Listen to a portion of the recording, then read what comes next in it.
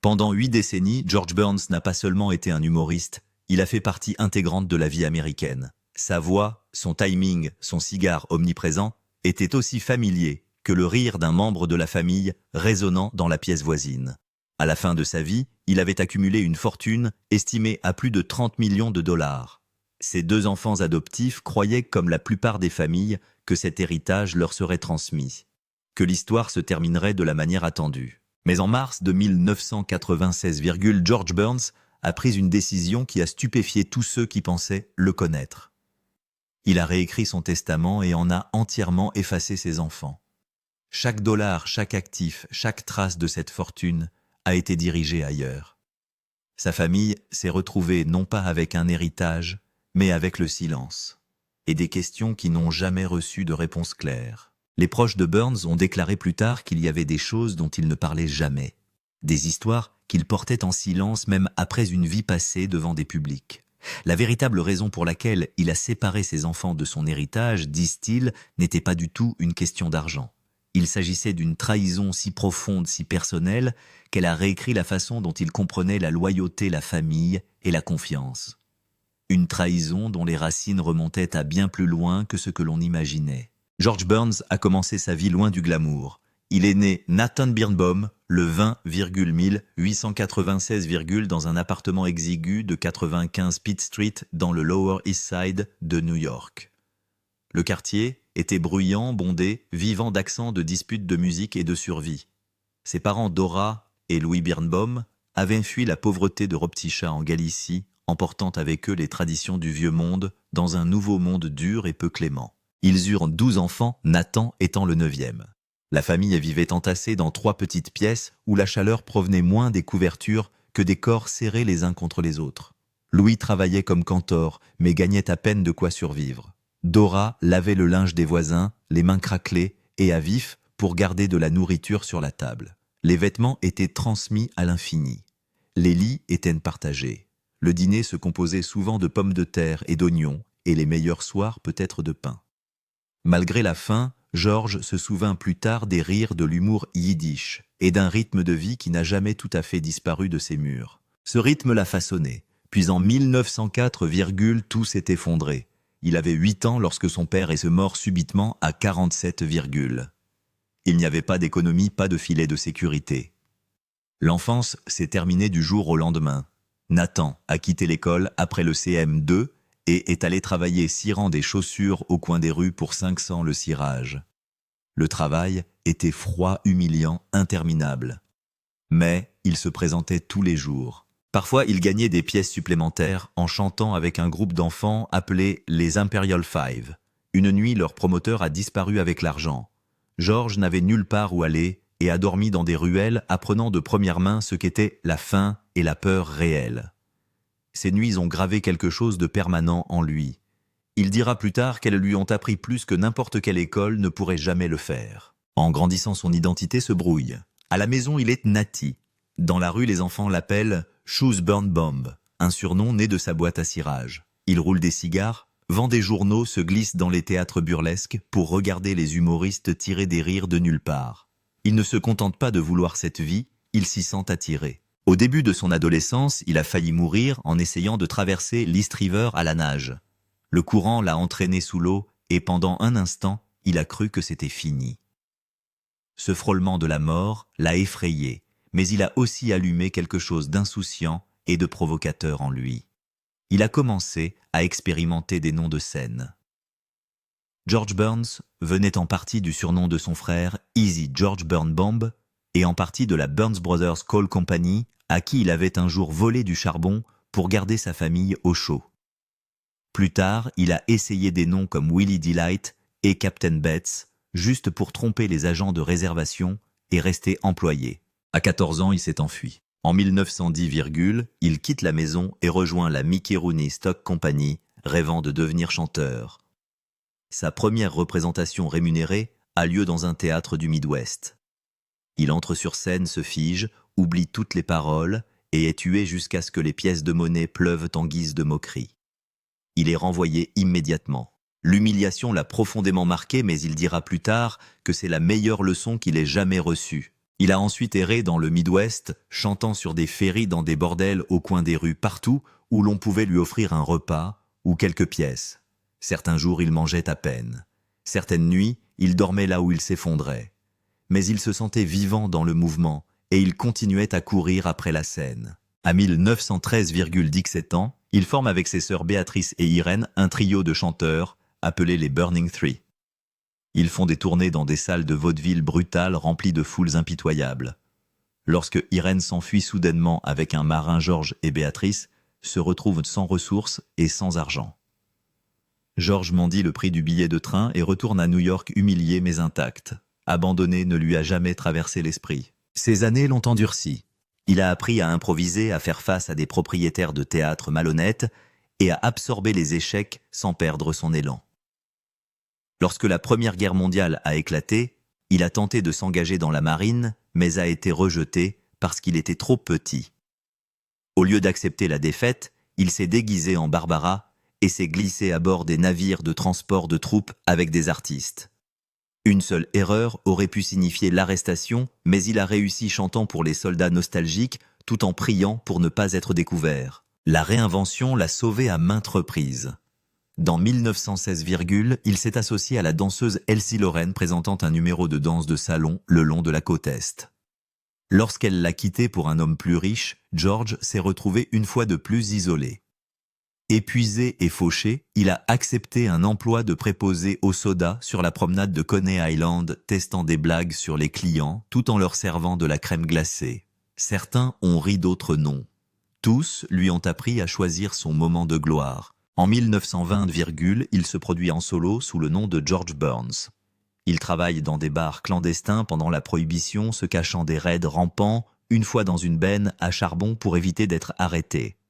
Couvert de suie, humilié, il se rend compte qu'il a besoin d'un équilibre, d'un partenaire. Ce partenaire est arrivé dans 1923 lorsqu'il a rencontré Gracie Allen à Chicago. Leur alchimie a réécrit son avenir. George avait prévu d'être le comique. Gracie était censé jouer franc jeu, mais le public riait de sa confusion, de son innocence, de son étrange logique. George l'a reconnu instantanément et s'est mis en retrait, laissant la jeune femme briller. Leur premier spectacle ensemble l'a prouvé. Magique.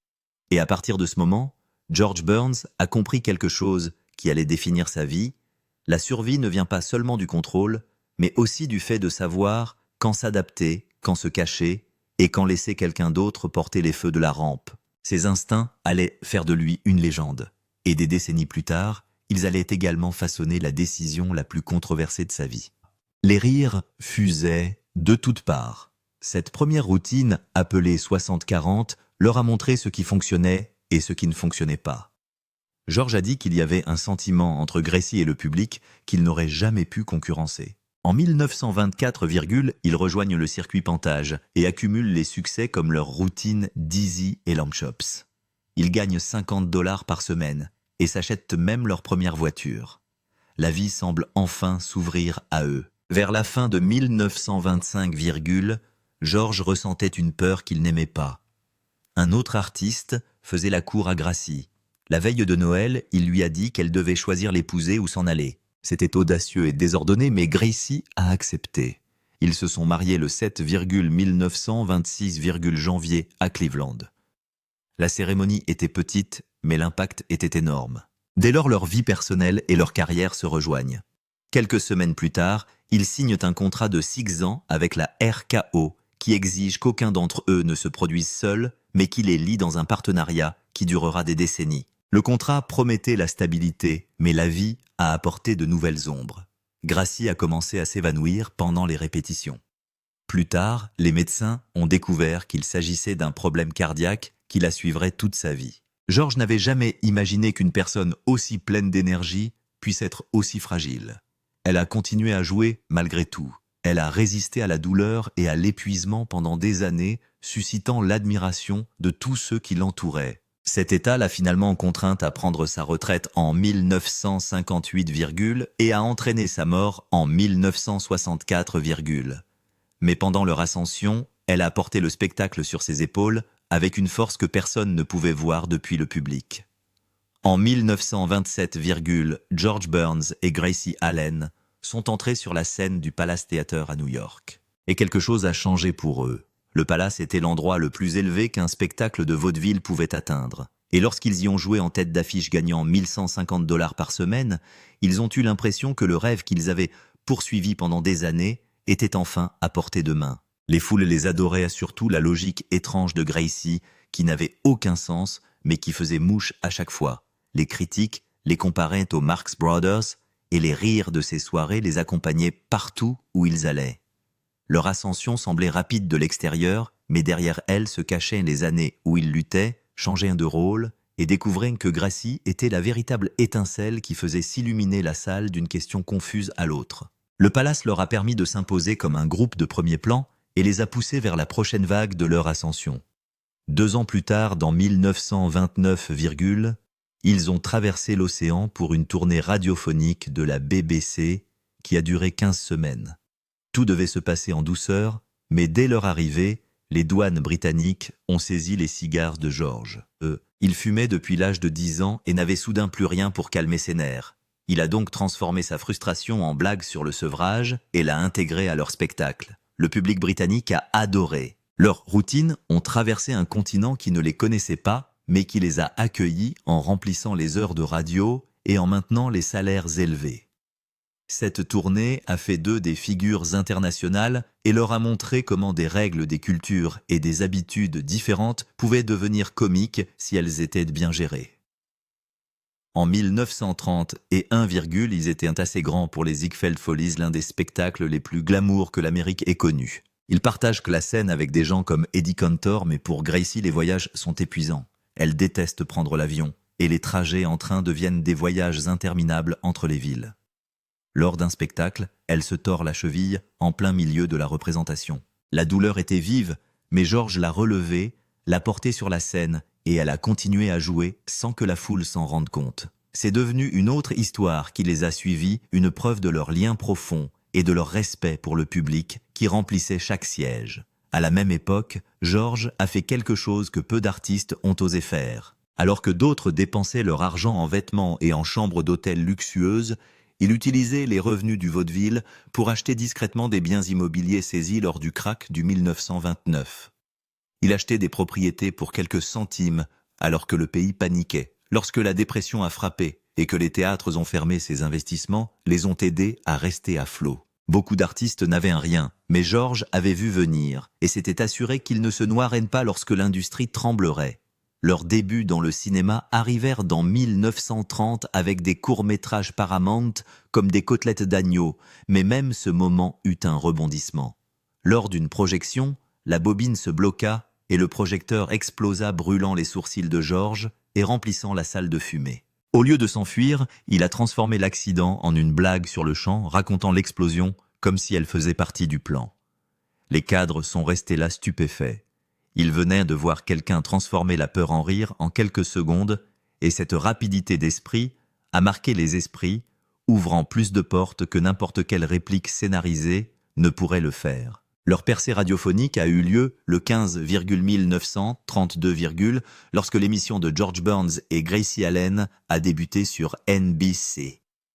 Chaque épisode durait 15 minutes et s'articulait autour des malentendus de Gracie qui, d'une manière ou d'une autre, résolvaient tout. Vers le milieu du 1930, près de 40 millions de personnes l'écoutaient chaque semaine. Ce chiffre était presque irréel, à une époque où la plupart des spectacles n'atteignaient pas la moitié de ce public. Le style était décontracté, essentiellement improvisé et plein de surprises. Les auditeurs pouvaient entendre de vrais rires, une vraie confusion et de vraies étincelles entre eux. Les audiences sont passées de 19,3 à 30 et 1,3 en l'espace d'un an, soit une augmentation de plus de 60%. Ils ont démontré que la radio n'a pas besoin de scénarios serrés pour fonctionner, mais seulement d'honnêteté de rythme et de 2 personnes qui savent jouer l'une avec l'autre. Puis en 1933, Gracie organise une fausse campagne présidentielle dans le cadre d'un long numéro comique. Elle l'appelle le Parti de la surprise. Elle fait le tour de 39 États et imprime même des bulletins de vote. Certains électeurs ont véritablement inscrit son nom lors de la véritable élection du 1940, ce qui a déconcerté les autorités locales jusqu'à ce qu'elles se rendent compte qu'il s'agissait d'un coup monté. Elle promettait de ne taxer que les bons nuages, et prévoyait de confier les postes ministériels à des amis bien habillés.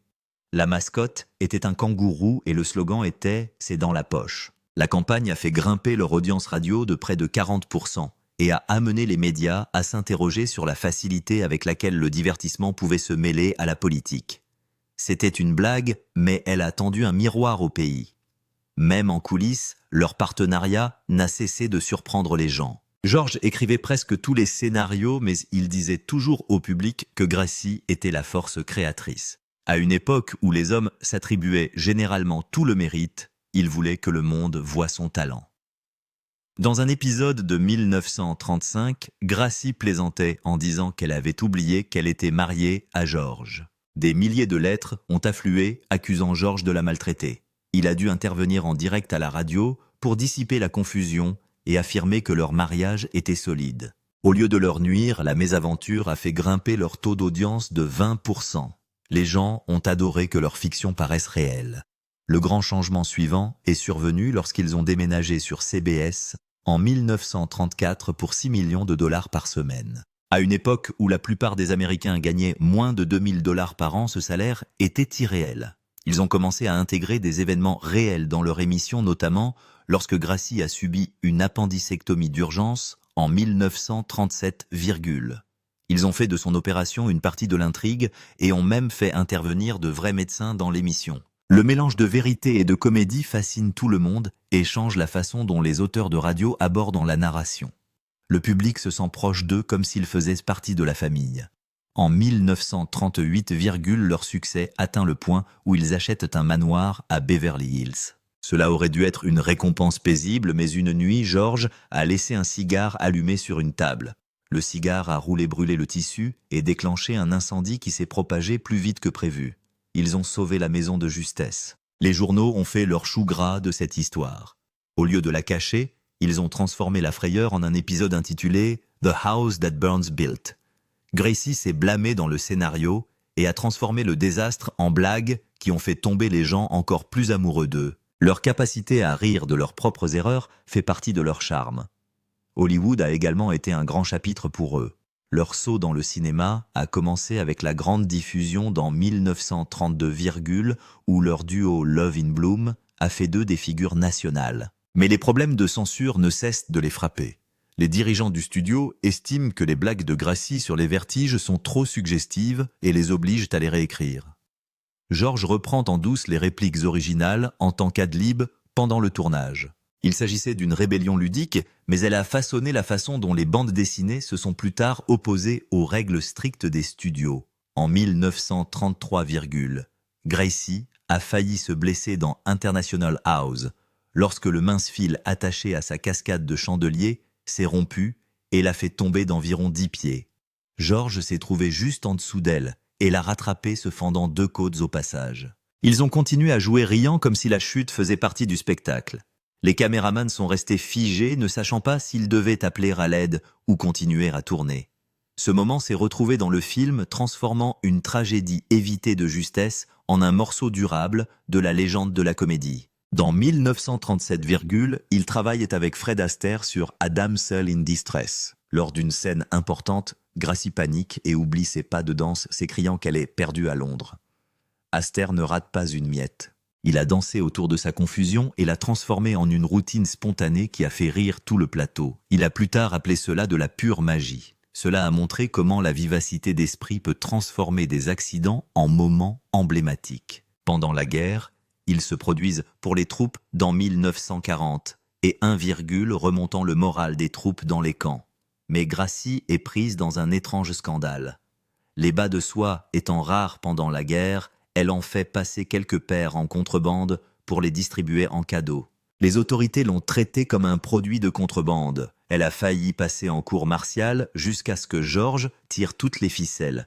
Les troupes l'ont aimée encore plus après cela. C'est devenu l'une de ces histoires cachées qui révèlent à quel point elle pouvait être audacieuse. En 1945, elles étaient au sommet. Leur film « 2 filles et un marin » a rapporté plus de 4 millions de dollars. Mais la santé de Gracie commence à décliner.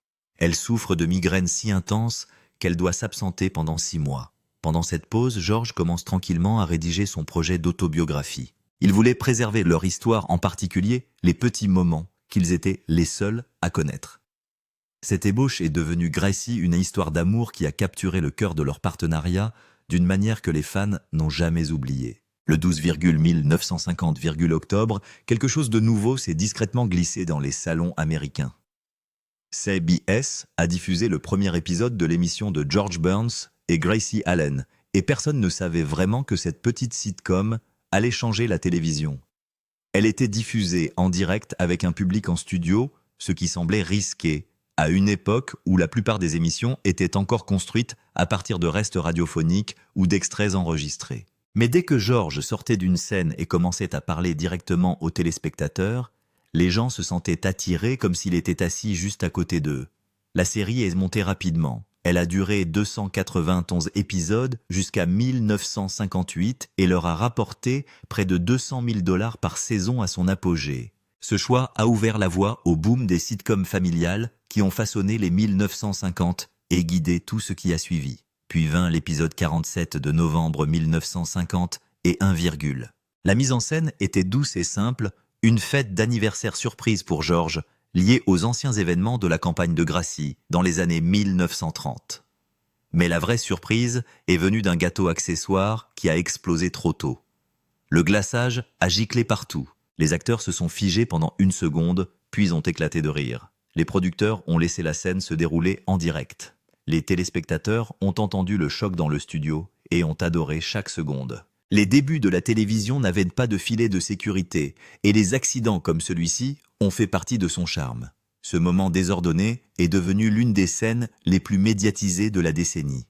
Mais les rires à l'écran cachaient une blessure privée. Au début des années 1950, George admet qu'il a eu une liaison d'un soir lors d'une tournée. La culpabilité l'écrase. Pour se faire pardonner, il achète à Gracie une bague en diamant de 10 000 $ et un centre de table en argent de 750 $. Elle est restée silencieuse. Elle ne l'a jamais confronté. Pendant des décennies, le monde les a vus comme parfaits. La vérité n'a été révélée que des années plus tard dans son autobiographie. Et même cette douleur portait l'humour de Gracie. Elle a dit un jour à Mary Livingstone, la femme de Jack Benny, qu'elle souhaitait que George la trompe à nouveau parce qu'elle aurait besoin d'une autre pièce maîtresse. Derrière l'éclat de leur mariage télévisé se cachait un monde privé de regrets, de pardon et d'amour compliqué. Au fil de la décennie, Gracie a commencé à perdre des forces. Elle vivait avec des problèmes cardiaques non diagnostiqués depuis l'enfance. Mais ce n'est qu'au cours des 1950 que l'on s'est rendu compte de leur sérieux. Au 1957, elle était trop malade pour suivre le tournage. George a gardé la vérité secrète et a dit à l'auditoire qu'elle était en vacances. Elle a résisté à l'angine de poitrine, aux migraines et s'est même produite après s'être cassé le nez. Mais elle ne pouvait pas continuer indéfiniment. Elle a pris sa retraite en 1958, et le 27 août 1964, elle est décédée à l'hôpital Cedars of Lebanon de Los Angeles d'une crise cardiaque. Son départ clôt un chapitre de la télévision qui a marqué toute une époque. Dans 1956, alors que leur émission est toujours en cours, Jack Benny fait une apparition. Les fans adorent voir les deux géants ensemble. Mais dans les coulisses, George trébuche sur un câble et se fracture la hanche à l'âge de 60. Il refuse d'arrêter de travailler et filme le reste de la saison assis. Il fait de cette blessure un autre élément de sa légende, plaisantant plus tard sur le fait que c'est un petit prix à payer pour la comédie. Son esprit n'a jamais fléchi, même lorsque ses os l'ont fait. Le jour de la mort de Gracie l'a brisé. Le 27, 1964, août, elle a quitté le monde à 69, et George s'est presque effondré lors de son enterrement. Il dira plus tard qu'il n'a pleuré que 2 fois dans sa vie, une fois pour sa mère et une fois pour Gracie. Pendant les 2 années qui ont suivi, il a gardé une chaise vide sur scène pendant ses spectacles. Il se tournait vers elle, lui donnait des répliques et disait au public qu'elle se trouvait juste à l'extérieur de la scène. Les gens ont pleuré avec lui. Cette chaise vide est devenue le symbole de l'amour qu'il a porté longtemps après qu'elle soit partie. Mais la vie a continué à avancer. Dans 1965, il a essayé un nouveau spectacle intitulé Wendy and Me. Il jouait un propriétaire qui espionnait ses locataires. Cela n'a pas bien marché. Sans l'étincelle de Gracie, l'émission se sentait vide. Elle ne dura qu'une saison avant que ABC ne la supprime. À 69, George se demandait si sa carrière était terminée. Il reprend la tournée des boîtes de nuit, repart à zéro, et apprend ce que signifie travailler seul après une vie passée au sein d'un duo. Vers 1967, il atteint un point de rupture. Il boit beaucoup et fume sans arrêt. Lors d'une résidence à Las Vegas, il s'effondre sur scène d'épuisement. Les médecins lui disent qu'il ne survivra pas à l'année s'il n'arrête pas. Du jour au lendemain, il arrête tout. Pas d'alcool, pas de cigarettes, pas d'Easy Crunch. Il dira plus tard que ce choix lui a sauvé la vie et qu'il est devenu un tournant qui l'a fait avancer pendant des décennies. Dans 1969, il a réessayé avec un grand-père pour les émissions spéciales de Noël. Il espérait qu'elle rappellerait aux gens qui il était. Mais les fans ne cessaient de répéter la même chose. Ils voulaient les anciennes plaisanteries. Ils voulaient le cigare et le rythme de Gracie. George s'est rendu compte qu'il avait besoin d'une autre corde à son arc et il a commencé à se produire avec des invités comme Carol Channing. Lentement, le public se réchauffe. Lentement, il se retrouve. En 1968, il publie ses mémoires « I love her, that's why, je l'aime, c'est pourquoi ». Il se vend à plus de 100 000 exemplaires. Il mêle honnêteté et humour, partageant des détails comme l'oubli par Gracie de l'endroit où elle a garé sa voiture. Le succès finance sa première tournée en solo. Il s'agit d'une passerelle vers une nouvelle carrière qui lui permet de se faire entendre pour la première fois. Puis vient l'un des plus grands chocs de sa vie dans 1975, il joue le rôle d'Al Lewis dans The Sunshine Boys, aux côtés de Walter Matthau. Le film est sorti en décembre 1975 et a été immédiatement salué. Lors de la 48e cérémonie des Oscars, en mars 1976, il a remporté le prix du meilleur second rôle à l'âge de 80, Il a battu des stars plus jeunes, dont Richard Dreyfuss des Dents de la Mer. L'année suivante, il joue dans Oh God aux côtés de John Denver. Le film a rapporté plus de 51 millions de dollars et est devenu l'un des plus grands succès de 1977, George a prononcé ses répliques avec le même mordant qui l'a rendu célèbre et il a même ajouté une clause à son contrat qui lui permettait de fumer des cigares sur le plateau.